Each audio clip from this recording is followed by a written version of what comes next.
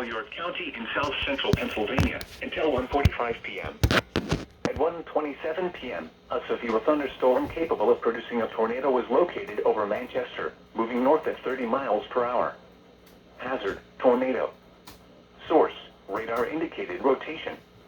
Impact, flying debris will be dangerous to those caught without shelter. Mobile homes will be damaged or destroyed. Damage to roofs, windows, and vehicles will occur. Tree damage is likely. This dangerous storm will be near Valley Green around 1:40 p.m. Other locations impacted by this tornadic thunderstorm include Goldsboro, York Haven, and Newburytown. This includes Interstate 83 from mile markers 25 to 34. Take cover now. Move to a basement or an interior room on the lowest floor of a sturdy building. Avoid windows.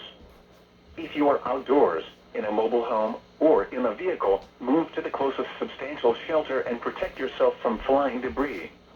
Repeating, a tornado warning has been issued until 1:45 p.m. for the following county: York, Pennsylvania,